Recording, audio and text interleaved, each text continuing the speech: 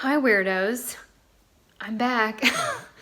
It's been a mess, and I know that I was on a schedule of uploading like every couple days, but it has been a straight up shit show since October, and November may not be any better.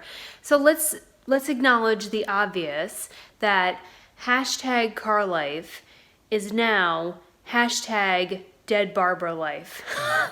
So, okay, the living in the car thing is for the birds. I understand that there's some people who run YouTube channels that talk about living in their car.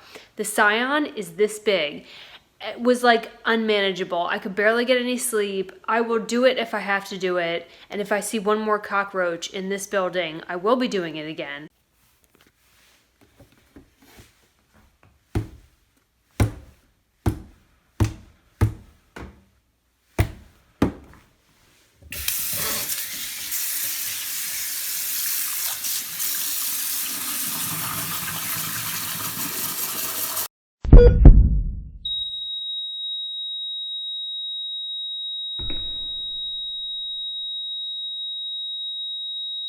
You can ultimately get to sleep. It is not horrible when it's freezing cold. However, you are scrunched up in a ball, and honestly, the food thing is the worst because I can't keep a cooler in the Scion because it's too small. And so every time I wanted to eat something, I'd have to drive 20 minutes down the road to the storage unit, and it was just like, it was stupid. And honestly, I think I learned from CarLife, hashtag CarLife, that a huge reason you see so many vegan van lifers, and I guess just van lifers. Everybody else is in reality except van life. But it's because of the food. So I don't have the fancy schmancy 12-volt fridge anymore, right? So I just have a cooler. And you cannot keep food at a stable temperature in a cooler. So like just for example, the rubble of my belongings. So you all know I like Earl Grey tea. Earl Grey tea with milk after the water because I was not raised by wolves. That is like the only thing that I want that will make me happy every day. That's it, Earl Grey tea. So, but I couldn't get the milk to stay cold in the fridge. So I bought this like fake dry milk. This shit is disgusting. It like congeals at the bottom of your cup, so you have to chew your milk at the end. Yeah, it is nasty. So the food thing is too much. And so anyway, JB, my buddy JB, he said, hey, my neighbor died. Always a great way to start a phone call, right? And they're just kind of like not sure what they're going to do with the house. So if you want to move in there until you figure out the RV situation, more than welcome. And I was like, oh, yeah. So then he casually mentions that Barbara, bless her heart, Barbara kind of died in this house. And then after I set up the blow-up bed, which is not made yet because if I see another cockroach, I'm sleeping back in the car. I've already killed 2. That's too many. Welcome to the South. But then he mentions that she also died in the room that I set the bed up in. And like casually says like, hey, if your stuff moves around at night, like she's a nice lady, so she'll probably be a nice ghost. I'm like, are you kidding me? The adventure just continues, kids. We've moved on to hashtag CarLife, hashtag Poltergeist life. Okay, I'm going to tell you the big project that until now I've only been talking about on Patreon, but it has been a whirlwind of a week and a half. I went out to Boise, Idaho to work with my BFFs at the U.S. National Forest Service, which is really cool. So I got to go out there for a week. Luckily, I made a little bit of money so I can afford the thing I'm about to talk to you about. And then I had what was the world's most terrifying flight home, where I literally cried like a little bitch the entire flight because I was convinced we were going to crash. And to make it worse, before the scariest flight I've ever taken, they confiscated my hummus at TSA. Since when has Pine Nut Sabra been a threat to national security? He goes, ma'am, it's a gel. I'm like, can I please see your training manual? Gel? Gel? I'm like, you know what? What if I told you it's an emotional support hummus? You know, you can take a live lobster through TSA, but not an unopened container of hummus. Yeah. I'm gonna get online and order myself a service lobster vest. There's like 3 things I eat. I hate eating. It is such a hassle. And hummus is one of them because I am a middle-class white girl. I am entitled to hummus. That is like a part of my identity. Y'all, life has been rough. Okay, let's talk about the real stuff now. Don't bring hummus on a flight, number 1. Number 2, I told you that the camera that I ordered to, do this thing just disappeared. They never sent it. Well, finally, I have the box of accessories. You see the Coke Zero in the back? Never too far. I have the box of accessories. So I have my SD card they finally sent and a light with things in it. Okay, so they sent all the swag, but they never sent the camera. So I got Hurricane 5 New Jersey, and I ordered this through Google Shopping because there was a $20 coupon. Well, guess how much that $20 coupon saved me? Like absolutely nothing. In fact, it cost me a whole lot more. Don't buy from Google Shopping. So a week later, the camera arrives, but I'd already sent back the swag and wrote some really crazy stuff on their Facebook page about ripping me off about taking all my money and not sending a camera. So then I had to go back on their Facebook page and like delete all the crazy shit I said. It was like dealing with an ex. So now finally, in this box, I have this big girl. This is only part of it. See all those buttons? I have a lot to learn about what this camera does, but I am sleeping in Dead Barbara's house and CarLifing and doing all this other stuff and not spending money on rent or anything else right now because these are the investments that I want to make for my future. That camera, which will shoot us better stories, and an RV that will be my home and my video studio. So I'm willing to make these sacrifices so that I can afford they're not sacrifices, these investments in what I'm doing. Anywho, so here's the big project. I shot 5 documentaries solo when I worked in TV news, and it was a constant issue because nobody in the newsroom supported them. The last one I got demoted after. It was called 24-Hour PD because, well, I think we all know how mainstream media feels about law enforcement. And if I had gotten law enforcement doing bad things on camera, I'm pretty sure I would have gotten an award, but I didn't. Instead, I got sent back to Daily News. Anyway, I believe in documentaries and investigative journalism, and while eventually I will get back on the road and do travel stories, in the meantime, I have not found a rig that is worth the tens of thousands of dollars that they want for it. And that's just where we are now. And I refuse to rush into something or buy something that I'm not excited about because it's a huge purchase, and you should all feel that way when you are spending that much money.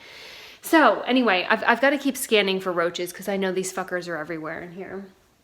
Ugh. Or water bugs in the south because they won't admit that they have roaches here. Anyway, when I came home, I talked to some of our drug agents here, the older brothers that I never asked for. I love them. They had been in some of my former documentaries, and my first documentary was about heroin, and we covered it at a time before everyone and their mother was talking about heroin openly. And, I asked them what was going on with that, and they said that the thing that is just ripping southeastern North Carolina apart now is this new kind of meth, and this is not your mama's meth or your grandmama's meth. This is heavy-duty stuff. I'm not going to go into all the details because then you'll have no reason to watch. But what we're going to do on this channel now, until I get the rig and until I get back on my feet, or behind the wheel, is we're going to produce an independent documentary that is free from mainstream media and any kind of financial infiltration that might sway the content. That said, I will be relying heavily on this channel and Patreon to keep that little dream alive. And I never ask in any of my videos to like something, share something, subscribe something. You never hear that from me. But I'm straight up going to ask for support on this because I think that independent news is worth every single one of your pennies. Every single one of my pennies. I don't make money from producing documentaries because I don't have a TV job anymore. So I've got to, on a hope and a prayer, hope that I can sell it or sell tickets in a movie theater or something like that, or make enough money on YouTube. I mean, I haven't figured all that out yet, but I'm not going to let that stop me from starting, because most people spend years or months trying to get investors for documentaries, and then they go. And I'm going to do it the opposite way. I'm going to do my damnedest to produce the best damn documentary I've ever produced by myself. And then, because I have a lot of faith, I'm hoping on the back end that it's all worth it. So this channel is gonna take on a whole new flavor.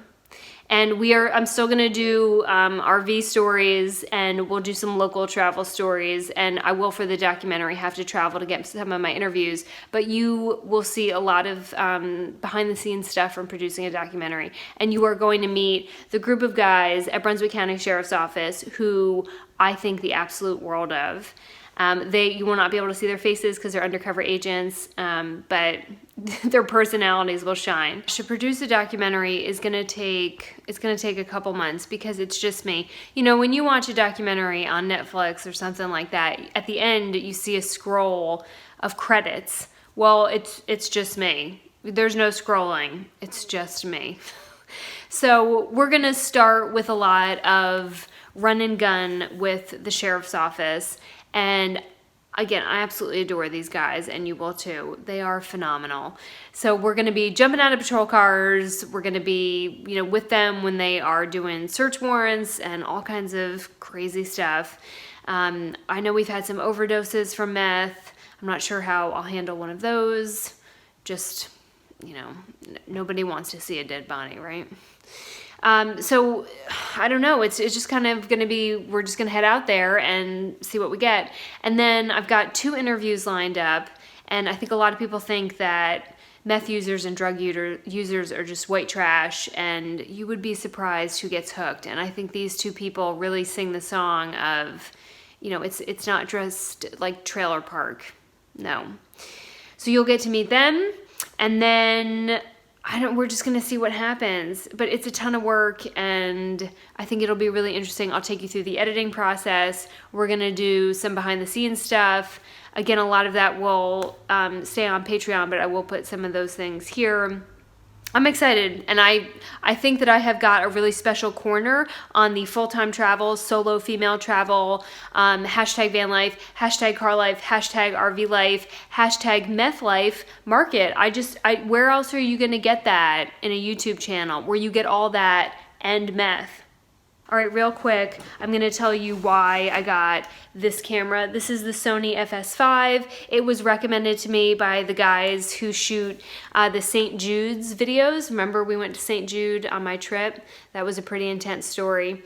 So this is the little sister to the FS7. I am a Sony girl. My mirrorless Sony a6000 is what took all those beautiful photos that you saw.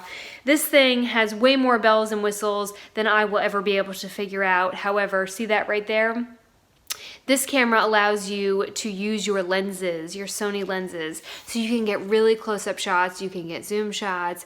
It does a whole lot. And I have a lot to learn on it. There'll be a definite learning curve.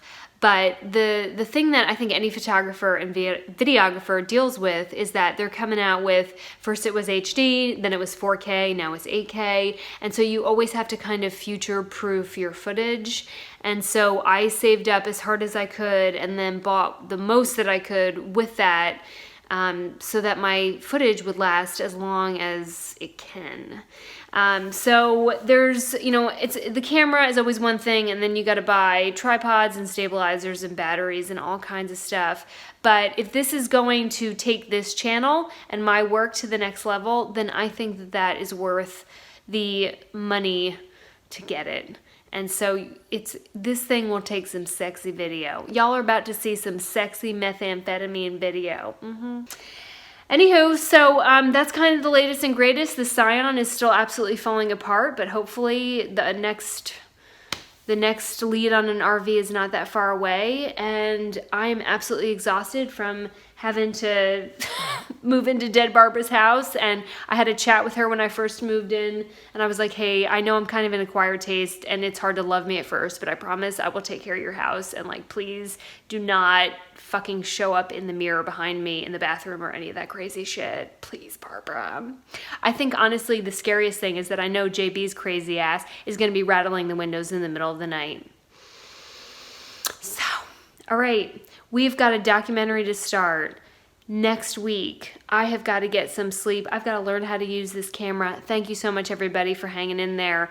I have nothing new to tell you about the RVs, except every day I'm calling dealerships, calling people, and it's still the same thing. A whole lot of used, bruised, and unloved RVs that people just want way too much for. I know that Camper Van Kevin is selling his van 800 emails later, and I know the intention on every single one of them is really good, but like I said, I'm not in a market for a van right now. You producing a documentary in this much space with no desk is not kind to yourself. So I need something a little bit bigger. This is full time for me now. On the road, mobile, 100% of the time, not just a 6-month trip. So we're going to keep looking. We will get that done. In the meantime, we are going to be kicking down doors and finding some drugs. Okay? All right, weirdos. I'll talk to you again soon.